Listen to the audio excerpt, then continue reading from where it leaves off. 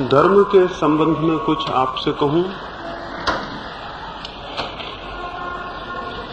इसके पहले कि धर्म के संबंध में कुछ बात हो, ये पूछ लेना जरूरी है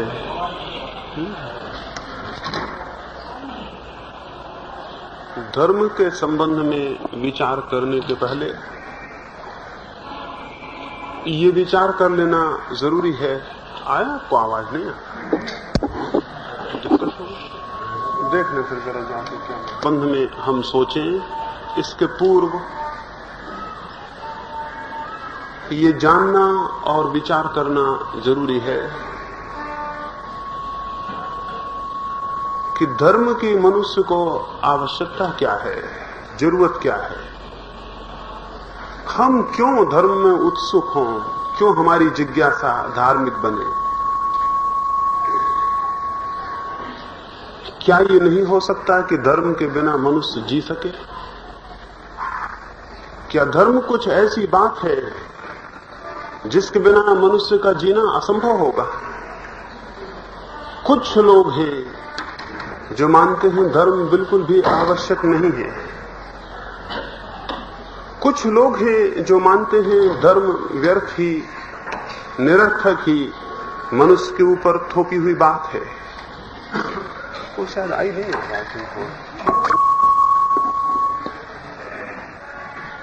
मैंने कहा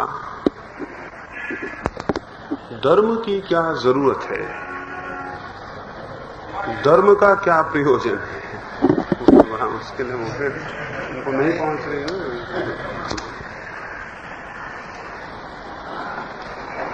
मैं सोचता था कि क्या आपसे कहूं। मुझे स्मरण आया कि धर्म के संबंध में कुछ कहने के पहले ये विचार करना और ये जिज्ञासा करनी, इस संबंध में चिंतन और मनन करना उपयोगी होगा कि क्या मनुष्य धर्म के बिना संभव नहीं है? क्या मनुष्य का जीवन धर्म के अभाव में संभव नहीं है? क्या हम धर्म को छोड़ दें तो मनुष्य के भीतर कुछ नष्ट हो जाएगा? इस संबंध में दुनिया के अलग अलग कोनों में, मनुष्य के इतिहास के अलग अलग समय में कुछ लोग हुए हैं जो मानते हैं धर्म अनावश्यक है, जो मानते हैं कि अगर धर्म छोड़ दिया जाए, अगर धर्म नष्ट हो जाए तो मनुष्य का न कुछ बिगड़ेगा, न कोई हानि होगी, न मनुष्य के भीतर किसी भांति का कोई ऐसा परिवर्तन होगा। ये जो विचारक हुए हैं, ये जो चिंतक हुए हैं, ऐसी जिनकी धारणा है कि धर्म के बिना मनुष्य का जीवन संभव है,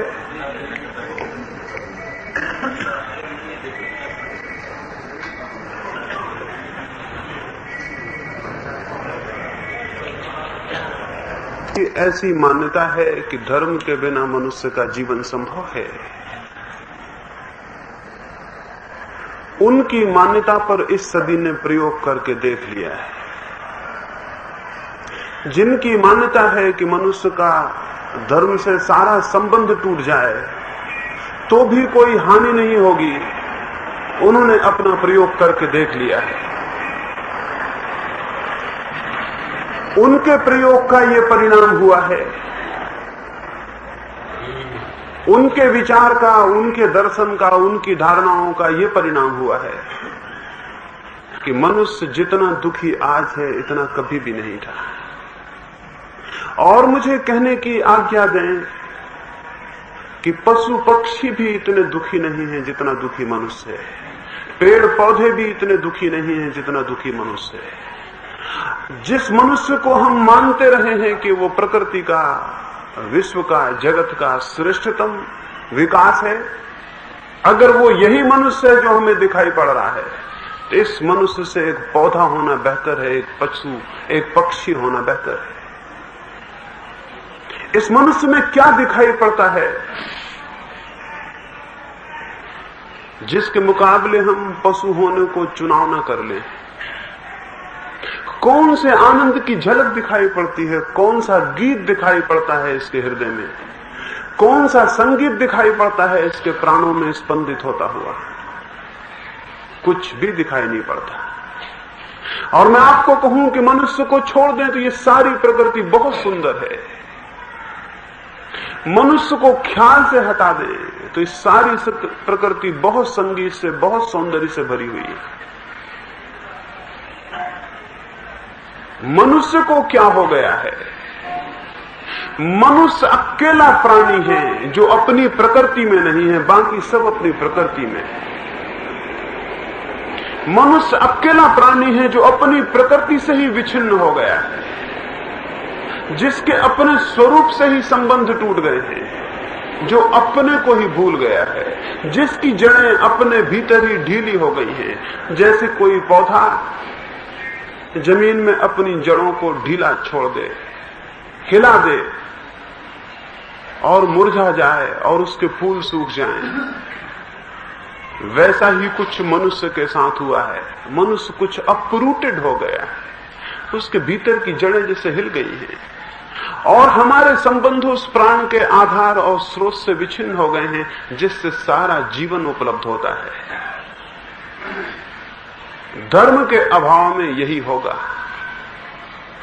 धर्म के अभाव का पहला परिणाम यह होगा कि जीवन मात्र दुख रह जाएगा, उसमें आनंद की कोई संभावना न रह जाएगी।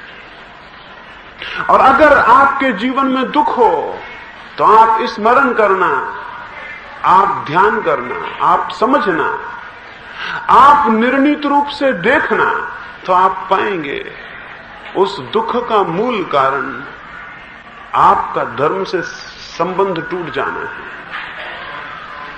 धर्म के अभाव में मनुष्य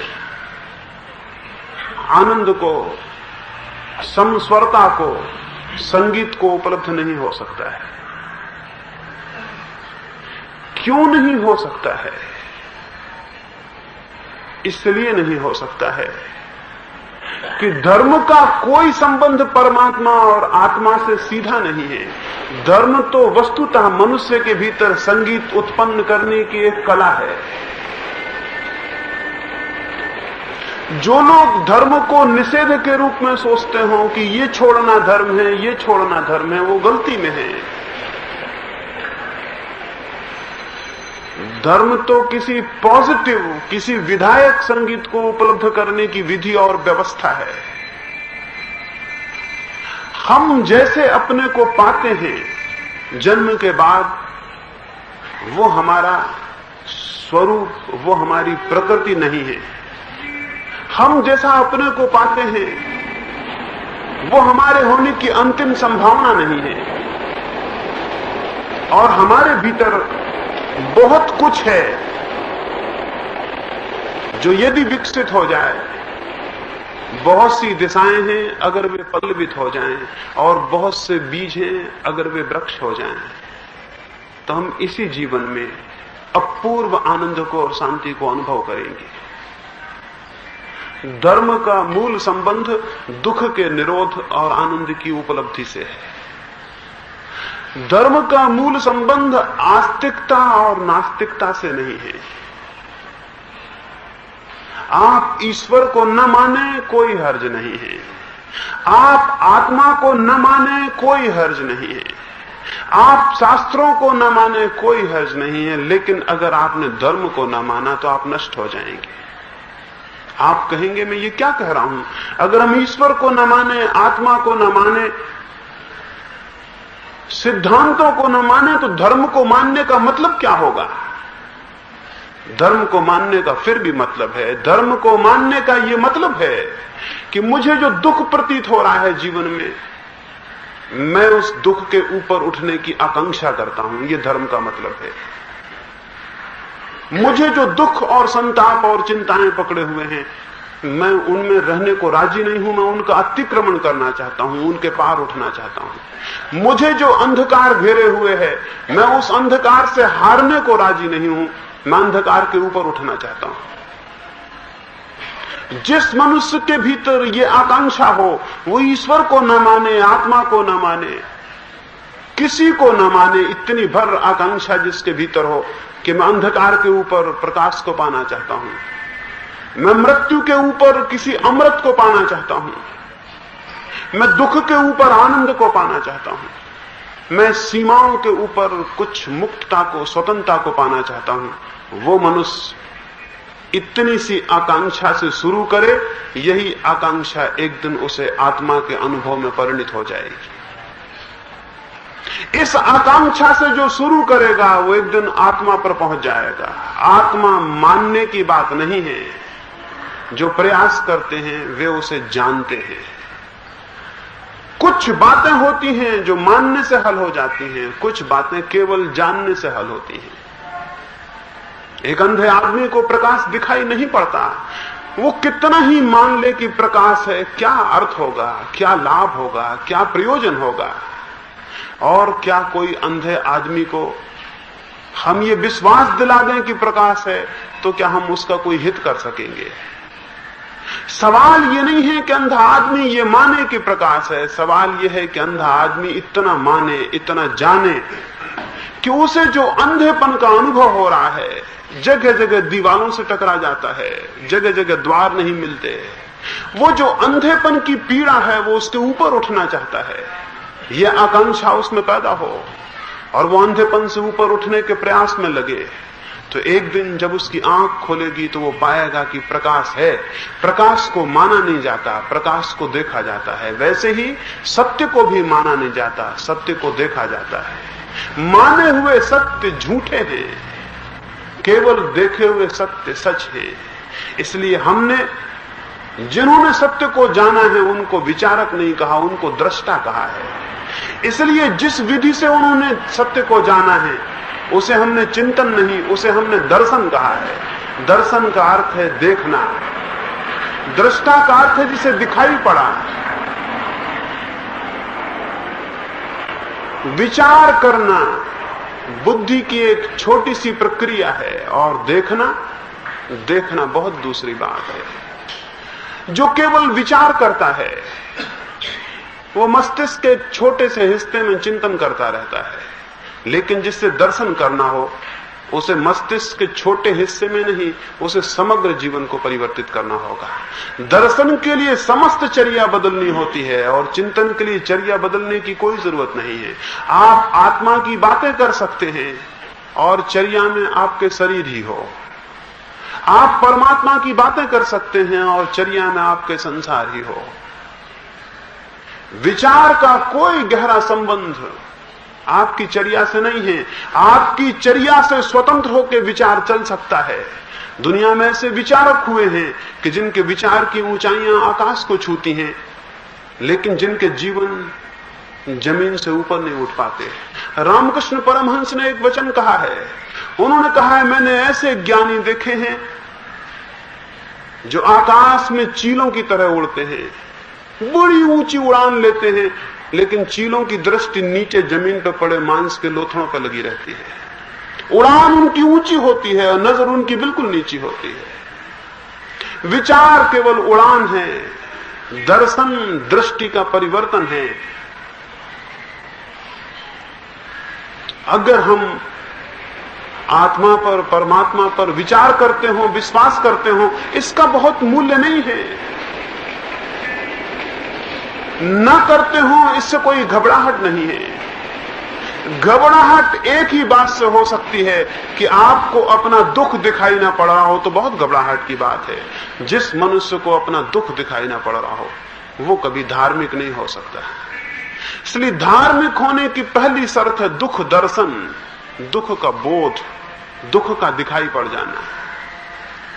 और अगर कोई आंख खोल के देखेगा तो चारों तरफ सिवाय दुख के उसे कुछ भी दिखाई नहीं पड़ेगा।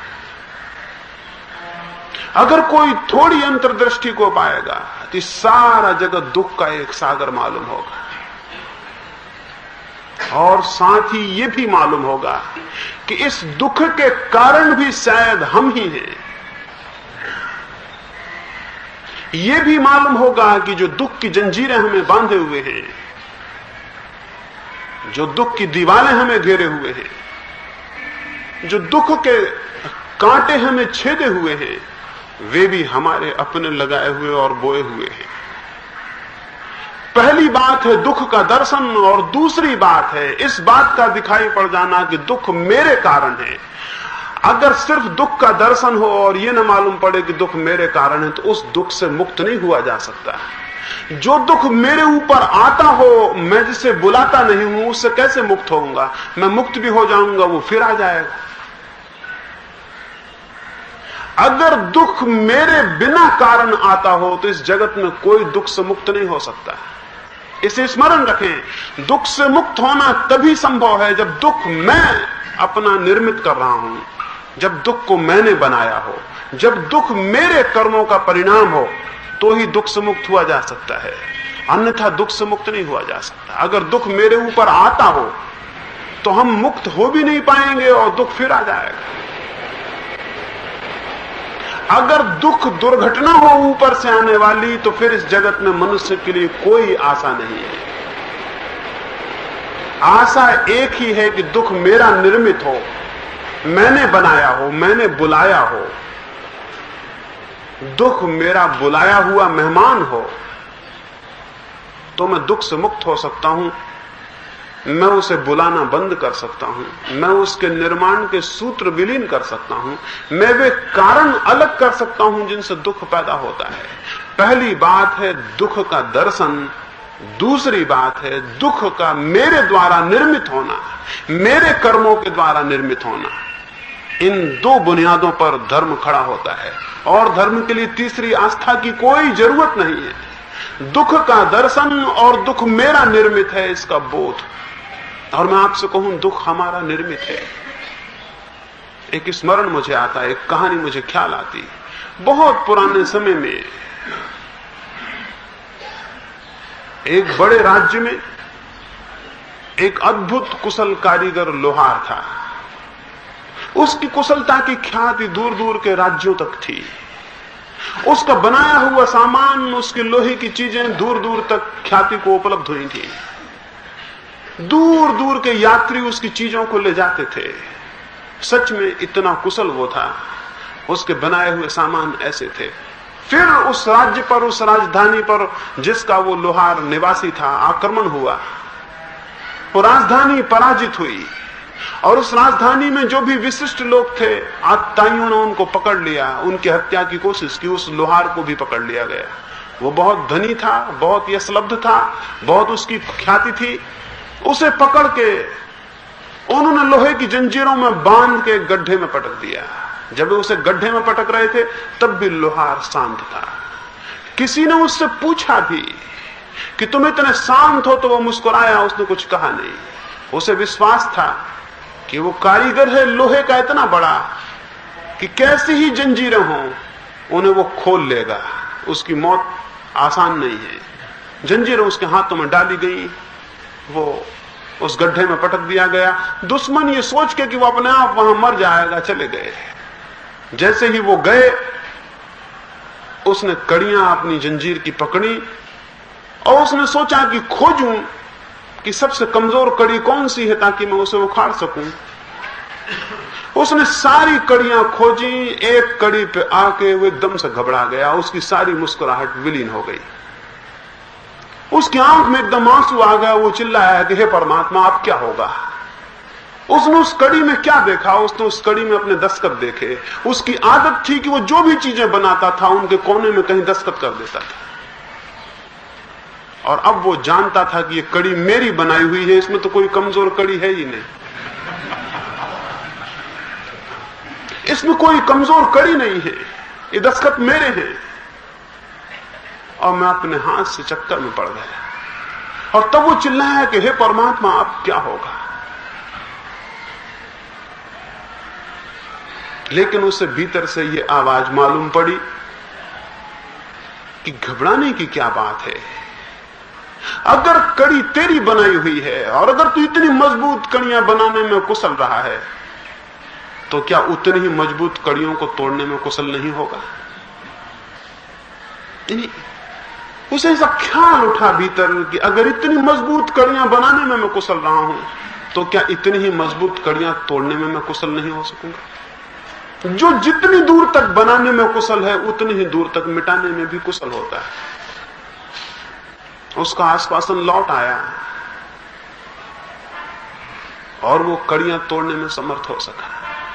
मैं आपको कहूं, ये कहानी हम सब की कहानी है और हम सब गड्ढों में पड़े हैं और हम सब के हाथ पैर में कड़ियां हैं और वे हमारी बनाई हुई हैं। और अगर गौर से देखेंगे तो किसी न किसी कड़ी पे आपको अपने दस्तखत मिल जाएंगे, आपको दिखाई पड़ जाएगा ये मेरी बनाई हुई है। और जब आपको लगेगा कि मेरी बनाई हुई कड़ियां और मैं उनमें बंधा हूं, इस दुनिया में कोई किसी दूसरे का कैदी नहीं है। स्मरण रखें, इस दुनिया में कोई किसी दूसरे का कैदी नहीं है। हर आदमी अपना कैदी है, अपना कैदी। और हर आदमी के हाथ पैर में अपनी जंजीरें हैं, किसी दूसरे की नहीं। इसलिए कभी किसी दूसरे को दोष मत देना अपने दुख का, कभी किसी दूसरे पर सोचना मत कि दूसरा कारण है मेरे दुख का। अगर दूसरा कारण है तुम्हारे दुख का तो तुम्हारे लिए कोई आशा नहीं है, तुम फिर कभी आनंद को उपलब्ध नहीं हो सकते, क्योंकि दूसरे हमेशा मौजूद रहेंगे। और अगर दूसरे कारण बन सकते हैं तो तुम क्या करोगे? एक ही आशा है कि कारण मैं हूं, तो कारण तोड़ दिया जाए तो जमीन ऐसी ही रहेगी, लोग ऐसे ही रहेंगे, लेकिन मेरा दुख विलीन हो जाएगा। तो पहली बात ये बोध कि मेरे दुख का कारण मैं हूं। आप अपने दुख पर अनुस्मरण करें, अपने दुख पर विचार करें। क्या है आपका दुख, क्या है पीड़ा? तो आपको हर पीड़ा में खोजने पर अपने हाथ की बनी हुई कड़ी दिखाई पड़ेगी। उस कड़ी को हम अपने मुल्क में कर्म कहते रहे, उस कड़ी को हमने कर्म कहा है। उसे कुछ और नाम दें, इससे कोई फर्क नहीं पड़ता, लेकिन हम अपने को रोज बांध रहे हैं। हम प्रति क्षण अपने को बांधते चले जा रहे हैं। प्रति घड़ी जो भी हम कर रहे हैं, जो भी हम बोल रहे हैं, उससे हम अपने को बांध रहे हैं। और उस बंधन के माध्यम से हम आने वाले जीवन के लिए कड़ियां पैदा कर रहे हैं। अगर मैं आपको आज सुबह उठ के क्रोध करूं तो मैं एक कड़ी का निर्माण कर रहा हूं। अगर मैं आपके प्रति घृणा करूं तो मैं एक कड़ी का निर्माण कर रहा हूं। अगर मैं किसी चीज का लोभ करूं तो मैं एक कड़ी का निर्माण कर रहा हूं। मैं मन की कोई भी कामना करूं, मैं अपने भीतर एक कड़ी बना रहा हूं। 24 घंटे हमारे भीतर जो लोहार है वो कड़ियां बना रहा है। 24 घंटे सोते भी जागते भी। आप जागते में ही बना रहे हो ऐसा नहीं, जब सो रहे हैं तब भी बना रहे हैं। स्वप्न में भी आप घृणा कर रहे हैं, मोह कर रहे हैं। स्वप्न में भी आप हत्या कर रहे हैं, स्वप्न में भी आप मार रहे हैं, काट रहे हैं। अगर आपके सपनों का पता चल सके, अगर हम जान सकें कि आप क्या सपने देखते हैं, तो आप हैरान होंगे। बड़े से बड़ा अपराधी भी जो कैद खानों में बंद हो, आपसे बड़ा अपराधी साबित नहीं होगा। सपनों में हर आदमी ने इतने पाप किए हैं जितने असलियत में बड़े से बड़ा पापी नहीं करता है। लेकिन क्या फर्क पड़ता है? इससे कोई फर्क नहीं पड़ता है कि आपने वस्तुतः किसी आदमी की छाती में छुरा भौंका या रात को सपने में छुरा भौंका। जहां तक छुरा भौंकने का सवाल है, दोनों में बराबर है। जहां तक छुरा भौंकने का सवाल है, दोनों में बराबर है। जहां तक आपके छुरा भौंकने के मन का सवाल है, दोनों में बराबर है। जहां तक आपके पतन का सवाल है, दोनों में बराबर है। एक में बाहर आदमी मरेगा, दूसरे में नहीं मरेगा, लेकिन आप दोनों स्थितियों में मारने वाले हैं। और प्रश्न उसके मरने का नहीं, प्रश्न आपके मारने का है। यह महत्वपूर्ण नहीं है कि वो मरेगा या नहीं, महत्वपूर्ण यह है कि आपने मारा। हम जागते में कड़ियां बना रहे हैं, हम स्वप्न में कड़ियां बना रहे हैं, हम 24 घंटे कड़ियों को गूंथते चले जा रहे हैं। फिर ये कड़ियां इतनी बड़ी हो जाएंगी, आप छोटे होंगे और कड़ियों का पहाड़ होगा, और उस पहाड़ के नीचे दबे हुए आप तड़फेंगे। वही दुख है, दुख और कुछ भी नहीं है। एक ही दुख है कि हम ही एक पहाड़ को अपनी छाती पर खड़ा कर लेते हैं, फिर उसके नीचे अगोनी में, उसके नीचे फिर संताप में चिल्लाते हैं, रोते हैं, बिलखते हैं और उस पहाड़ के इधर उधर जाने का रास्ता नहीं पाते। वो पहाड़ इतना बड़ा हो जाता है और हम इतने छोटे पड़ जाते हैं। ऐसा ही जैसे कोई आदमी एक एक पत्थर रोज उठा के अपने से बांधता चला जाए, साल में 365 पत्थर बांध ले, 10 साल में और हजारों पत्थर बांध ले और 70 साल की उम्र तक इतने पत्थर हो जाएं कि वो सरक ना सके, वो हिल ना सके, वो डुल ना सके। ऐसी ही हमारी स्थिति है।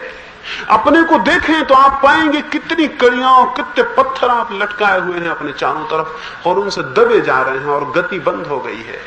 जो आकाश में उड़ सकते थे वो जमीन पर पड़े हैं और जो परमात्मा हो सकते थे वो पशु बने हैं, सिर्फ एक वजह से कि इतना भार है कि उड़ान संभव नहीं है। जिसको धर्म में उड़ना हो उसे निर्भर होना पड़ेगा।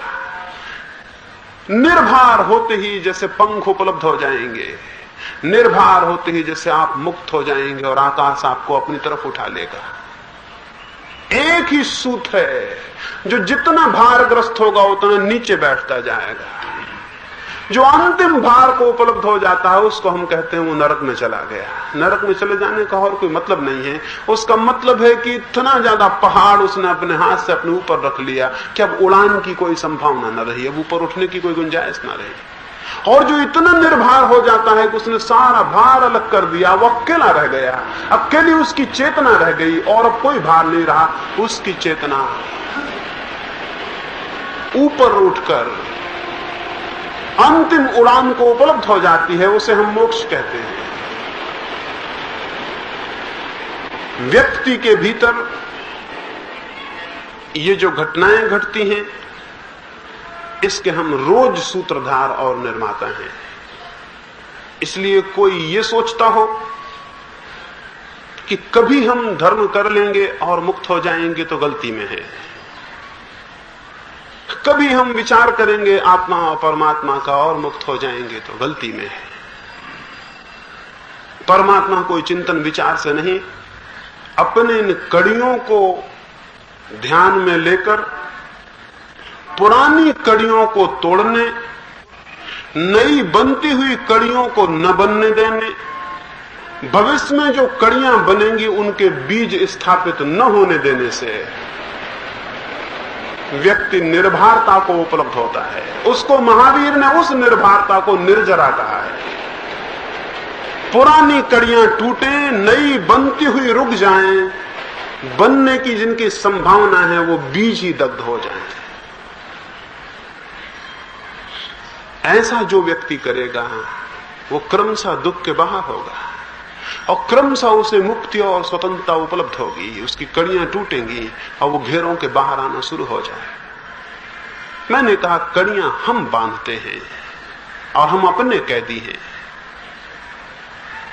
और इन कड़ियों का सूत्रपात कहां होता है? क्यों? अगर कड़ियां न बांधनी हो तो हमें उस केंद्र को देखना होगा जहां से कड़ियां बांधी जाती हैं। बुद्ध के जीवन में उल्लेख है, वो एक दिन सुबह सुबह अपने भिक्षुओं के बीच गए। लोग देख के हैरान हुए, हाथ में वो एक रुमाल लिए हुए हैं, रेशम का रुमाल लिए हुए। बुद्ध कभी कुछ लेके नहीं आते थे। बहुमूल्य एक रेशमी रुमाल लिए हुए वो भिक्षुओं के बीच गए। सभी ने गौर से उस रुमाल को देखा क्योंकि बुद्ध कभी कुछ लेके नहीं आते थे। फिर बुद्ध बैठे, उन्होंने उस रुमाल में एक गांठ बांधी और जोर से पूछा कि भिक्षुओं, क्या ये रुमाल बदल गया? एक भिक्षु ने खड़े होकर कहा, एक अर्थ में तो रुमाल वही है और एक अर्थ में रुमाल बदल गया। रुमाल वही है क्योंकि रुमाल में न कुछ जोड़ा गया है न कुछ घटाया गया है, रुमाल वही है। लेकिन रुमाल बदल गया क्योंकि पहले उस पर गांठ ना थी, अब उस पर गांठ है। बुद्ध ने कहा, भिक्षुओं, जिनके चित्त पे कड़ियां पड़ी हैं, बंधन पड़े हैं, क्या वे बदल गए? उसने कहा, निश्चित ही उस रुमाल की तरह ही मुझे समझ आ गया।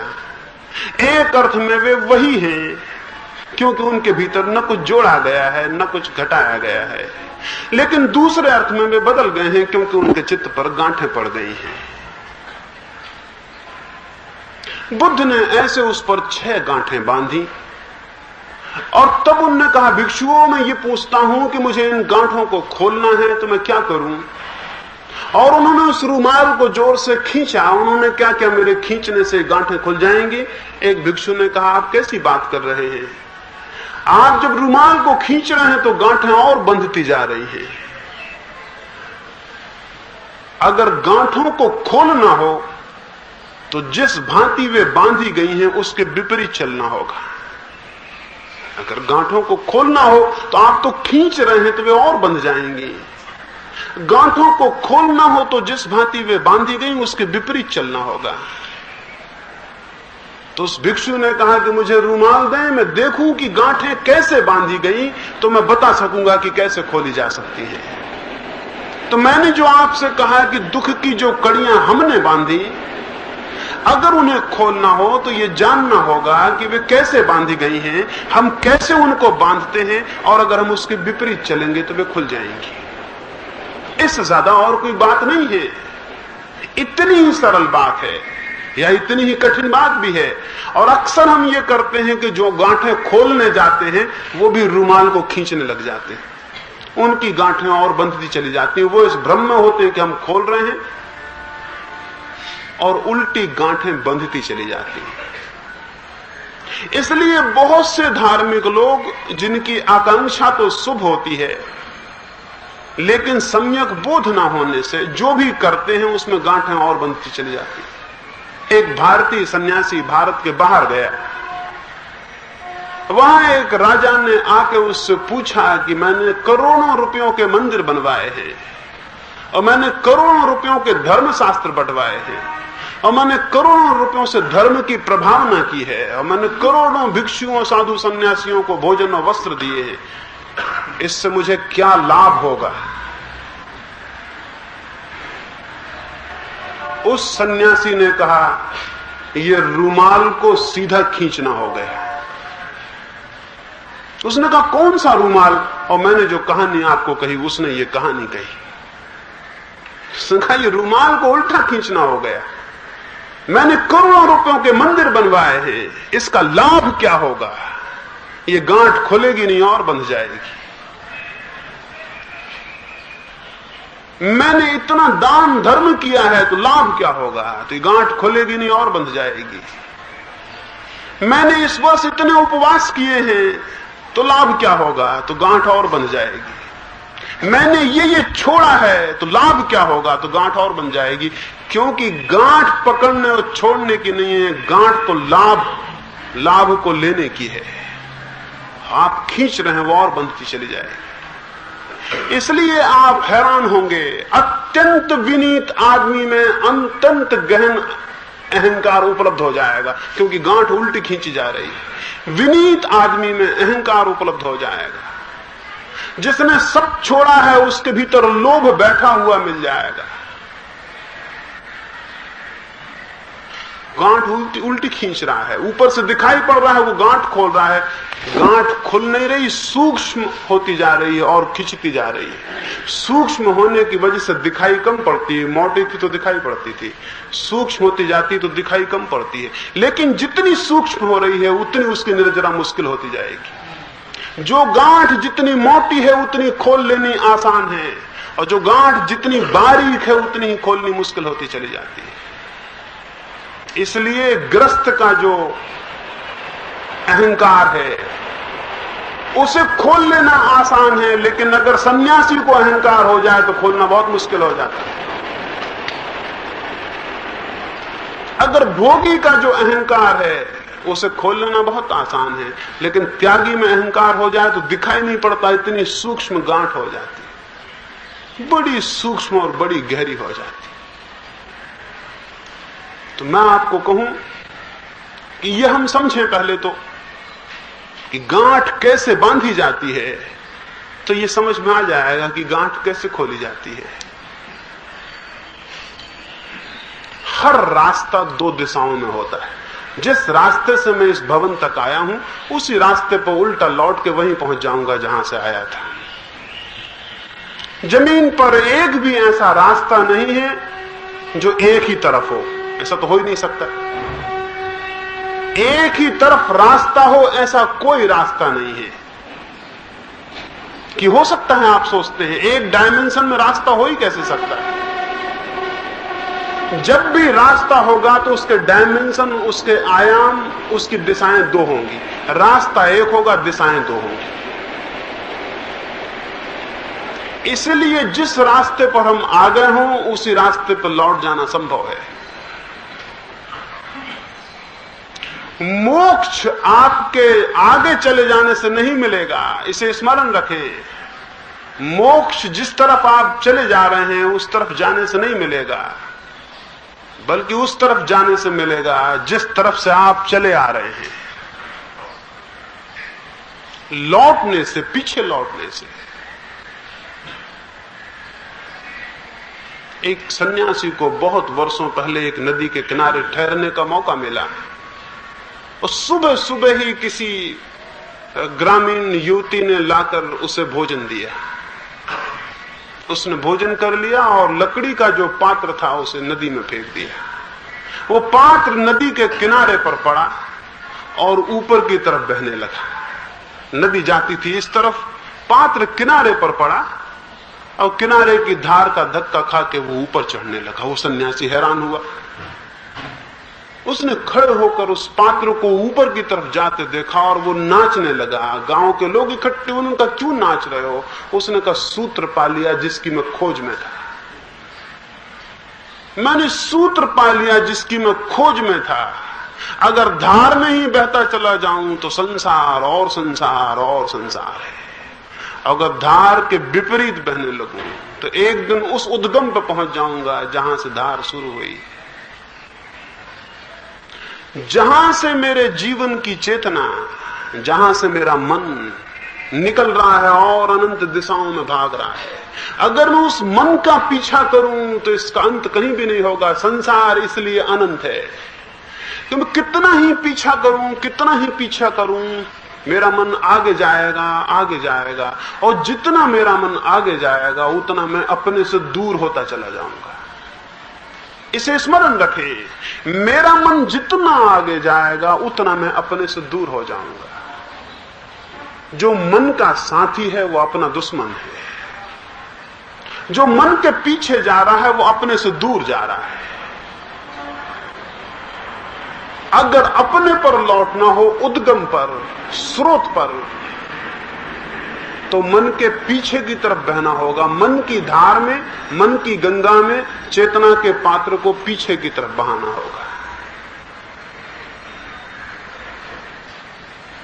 पीछे की तरफ लौटकर एक क्षण उद्गम पर आप पहुंचेंगे। जहां से मन शुरू होता है वहां पहुंचेंगे। जहां से वासना शुरू होती है वहां पहुंचेंगे।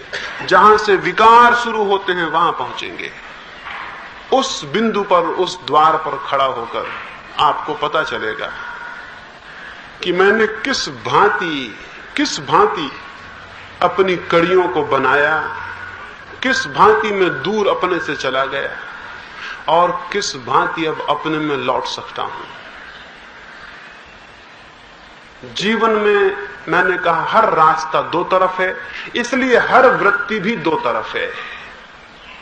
घृणा है तो साथ प्रेम है,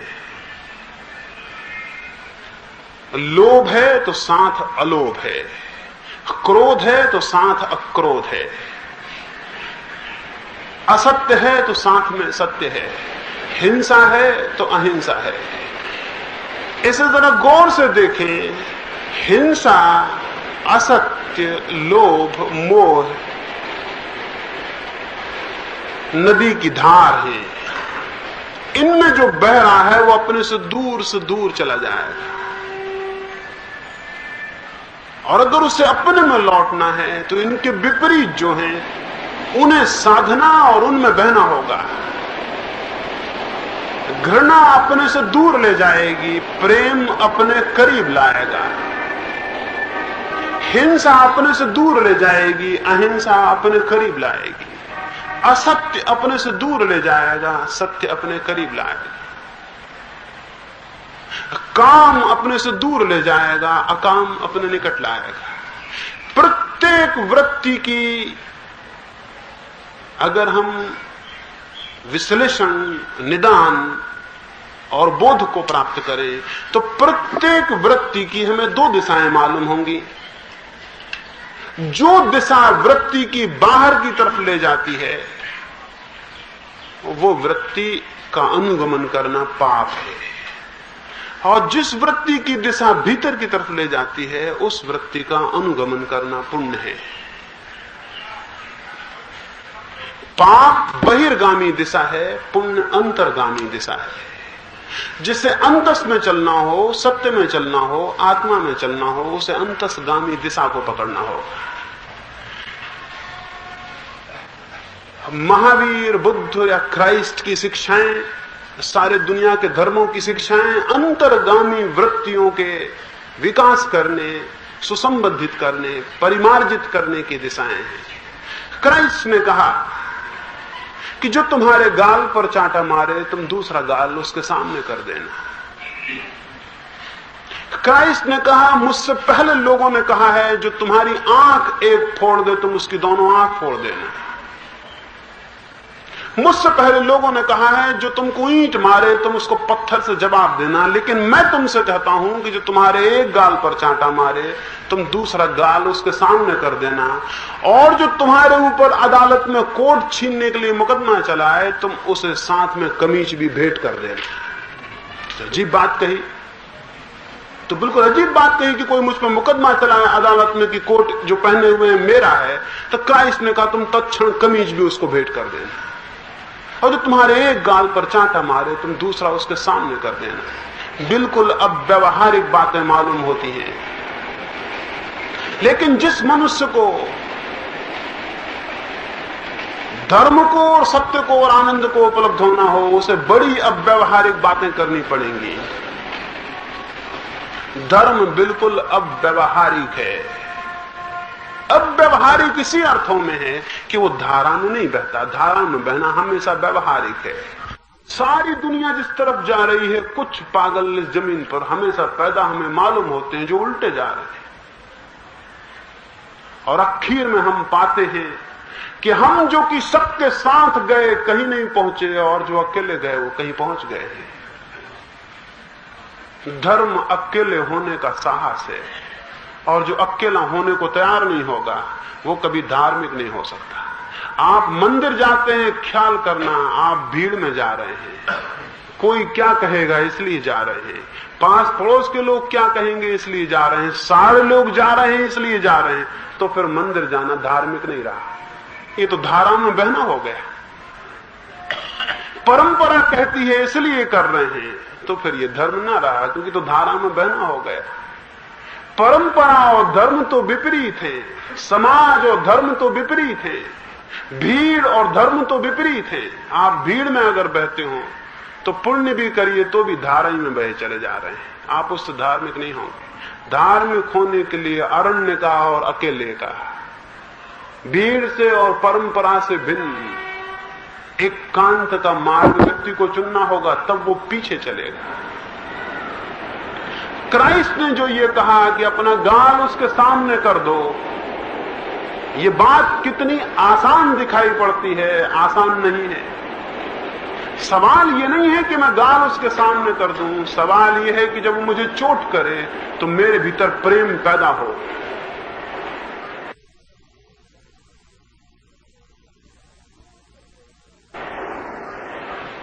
चोट जब कोई करता है तो सहज पैदा प्रेम नहीं होता, सहज तो पैदा होता है क्रोध, सहज तो पैदा होती है घृणा, सहज तो पैदा होता है प्रतिशोध, सहज तो पैदा होता है कि इससे बड़ी चोट मैं कैसे कर दूं, इसने एक दिया है तो मैं उसे दो कैसे पहुंचा दूं, धक्के दो चोट में दो घाव कैसे कर दूं, इसने ईंट मारी तो मैं बड़ा पत्थर कहां से लाऊं, क्या करूं। जो सहज पैदा होता है वो तो ये है। इस भांति जो सहज में बह जाएगा वो धारा में बह जाएगा। इस समय जो संयम को उपलब्ध होगा, इस समय जो विवेक को उपलब्ध होगा, और इस समय जो ये कहेगा और ये समझेगा कि इसने मुझे चोट की और अगर मैं भी इसके उत्तर में चोट अपने भीतर पैदा करता हूं तो मैं मनुष्य भी नहीं हूं, मैं एक यंत्र हूं। क्योंकि जो मैं कर रहा हूं वो मेरा स्वतंत्र कर्म नहीं है, वो मेरा रिएक्शन है, बंधा हुआ। एक पशु भी वही करता है। हम बटन को दबाते हैं और पंखा चल जाता है। पंखा ये नहीं कह सकता कि मैं चल रहा हूं। पंखे को ये कहने का हक नहीं है कि मैं चल रहा हूं। पंखा चलाया जा रहा है, इसलिए पंखा यंत्र है, मशीन है। आप अपने संबंध में सोचें, आप मशीन हैं या मनुष्य हैं? अगर आप मशीन हैं तो दूसरे आपको चलाएंगे और आप चलेंगे, और अगर आप मनुष्य हैं तो दूसरों के चलाने से आप नहीं चलेंगे। बस इतनी फर्क मशीन और मनुष्य में होगा। अगर आप मुझे गाली दो, मेरे भीतर क्रोध आ जाए तो आपने मुझे चला दिया, और अगर आप मुझे गाली दो, मुझ में प्रेम आ जाए तो मैंने अपने को चलाया। जो अपने को चलाता है वो धारा के विपरीत उठने लगता है, और जो दूसरों से चलता है वो धारा में गिरता चला जाता है। तो एक उदाहरण की बात कही, सारे जीवन में वैसा ही समझें, सारी क्रियाओं में वैसा ही समझें। चलाए ना जाएं, चलें, बस आप धार्मिक हो जाएंगे। जगत आपको न चला पाए, आप चलें तो आप धार्मिक हो जाएंगे, और जगत आपको चलाता हो तो आप धार्मिक नहीं हो सकते।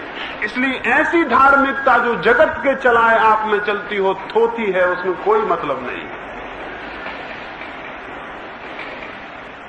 बुद्ध का एक शिष्य हुआ पूर्ण।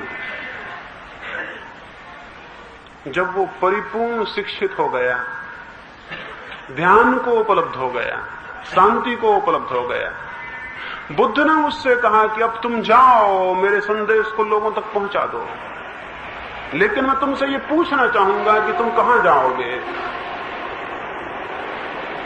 मैं पूछना चाहूंगा कहां तुम विहार करोगे, किन लोगों को समझाने जाओगे। उस पूर्ण ने एक स्थान बताया, बिहार के एक छोटे से हिस्से को बताया कि मैं वहां जाऊंगा। बुद्ध ने कहा वहां मत जाओ, वहां लोग अच्छे नहीं हैं। हो सकता है वे तुम्हारा अपमान करें, गाली गलौज करें, तुम्हें परेशान करें, और अगर उन्होंने तुम्हें परेशान किया और तुम्हें गालियां दी तो तुम्हें क्या होगा। उस पूर्ण ने कहा क्या आप मुझसे पूछते हैं कि मुझे क्या होगा? अगर अभी भी आप पूछते हैं मुझसे क्या होगा तो फिर मुझे मत भेजें, फिर भेजने का क्या फायदा? यानी फिर मैं संदेश भी क्या दूंगा उनको? मुझसे मत पूछें। अगर पूछते हैं तो फिर मैं संदेश भी क्या दूंगा? जब वो मुझे गालियां देंगे और मेरा अपमान करेंगे तो मैं कहूंगा धन्य है मेरा भाग्य कि वे केवल गालियां देते हैं, मारपीट नहीं करते। और कैसे भले लोग हैं कि केवल गालियों से छोड़ देते हैं, मारपीट नहीं करते। मारपीट भी तो कर सकते थे। बुद्ध ने कहा और ये भी हो सकता है कि वे तुम्हें मारें पीटें तो क्या होगा। उस पूर्ण ने कहा मत पूछे, नहीं तो फिर मेरे संदेश भेजने का कोई मतलब ना होगा। अगर वे मुझे मारें पीटेंगे तो मैं सोचूंगा धन्य मेरा भाग कि केवल मारते हैं, मार ही नहीं डालते। कैसे भले लोग कि सिर्फ मारते हैं, मार ही नहीं डालते, मार भी तो डाल सकते थे। बुद्ध ने कहा एक बात और पूछ लेने दो, अगर वे मार ही डाल रहे हो तो क्या होगा? पूर्ण ने कहा मत पूछे, नहीं तो फिर संदेश में क्या दूंगा। अगर वे मुझे मार ही डालेंगे तो मैं सोचूंगा धन्य मेरा भाग्य कि जिस जीवन में बहुत भूलें हो सकती थी वो समाप्त हुआ, और धन्य वे लोग जिन्होंने उस जीवन से छुटकारा दिया जिसमें कोई भूल हो सकती थी। बुद्ध ने कहा तब जाओ। बुद्ध ने कहा तब कहीं भी जाओ, अब कहीं भी जाओ और कहीं भी गति करो, तुम्हारी गति अब तुम्हारे भीतर ही होती रहेगी। बुद्ध ने कहा अब तुम कहीं भी जाओ और कैसी भी गति करो, अब तुम्हारी गति भीतर ही होती रहेगी। तुम्हारा तो राह बदल गई, तुम्हारा तो मार्ग बदल गया। इसका नाम है मार्ग का परिवर्तन। इसका अर्थ है कन्वर्सन। कोई हिंदू का मुसलमान हो जाने का मतलब कन्वर्सन नहीं होता। एक बेवकूफी से दूसरी बेवकूफी में चले गए।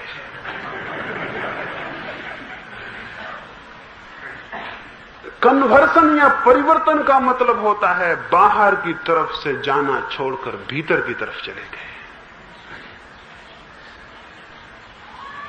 जो दिशाएं बाहर भागती थी उन्हें छोड़ा, लोग परिचालित करते थे स्वयं को, उसे छोड़ा, स्वयं प्रतिष्ठित हुए और स्वयं की परिचर्या में लगे। जो कर्म दूसरे लोग आप पर पैदा करते हो वो कर्म कड़ी बन जाता है और बांधता है, और जो कर्म कोई आप में पैदा नहीं करता, आप स्वतंत्र विवेक से जिसे करते हैं वो कड़ी खोल देता है और कड़ी काट देता है।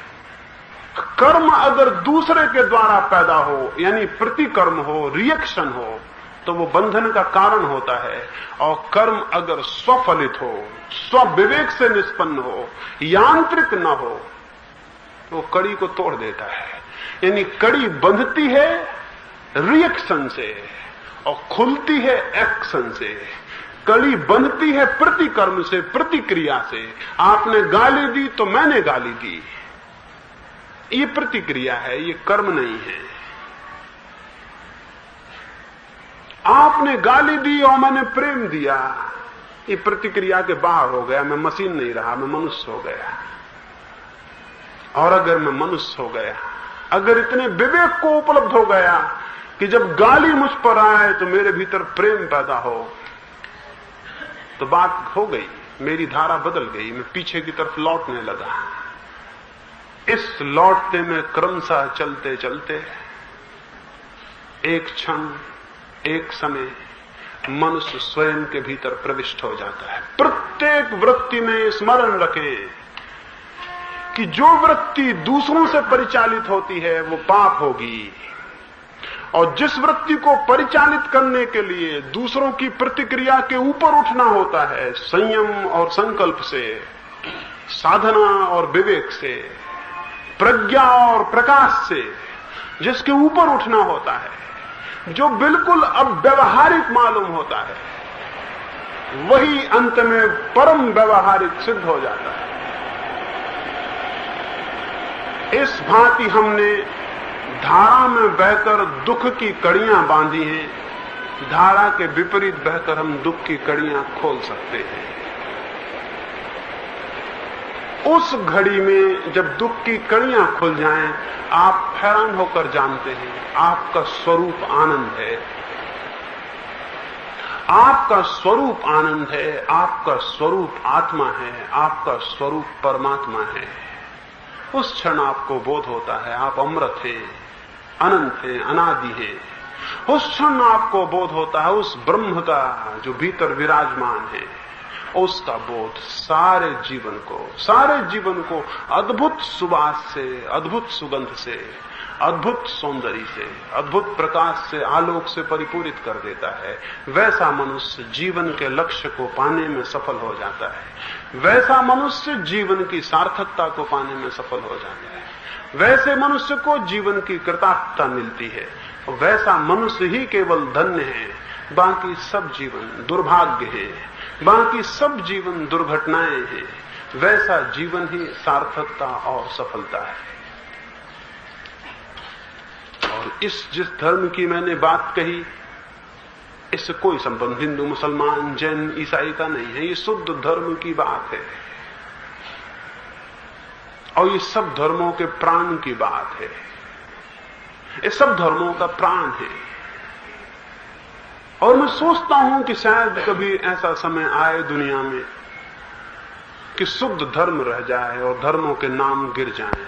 वो बड़े सौभाग्य का दिन होगा, जबकि नाम तो गिर जाएं और शुद्ध धर्म रह जाए। जगत में दो ही तरह के लोग रह जाएं, धार्मिक और अधार्मिक। तीसरे तरह का विभाजन न रहे। वो बहुत सुख के, बहुत आनंद के दिन होंगे और जमीन के भाग्य में बहुत परिवर्तन हो जाएगा और पूरी मनुष्यता का एक नया मोड़ और एक नया प्रभात और एक नए सूरज का जन्म हो जाए। उस समय को अगर लाना हो तो प्रत्येक को अपने से शुरुआत कर देनी होगी। अगर उस भविष्य के भवन को बनाना हो तो प्रत्येक को उस भवन की ईंट बन जाना होगा और खुद हम अपने को बदल के खुद का आनंद भी उपलब्ध करेंगे और जगत में भी आनंद को विकीर्ण करने में सफल हो जाएंगे। ईश्वर करे आप में ये कामना, भावना और विचार पैदा हो, ये प्यास पैदा हो, ये आकांक्षा पैदा हो और आप दुख के ऊपर उठने को उत्सुक हो जाएं आप पागल हो।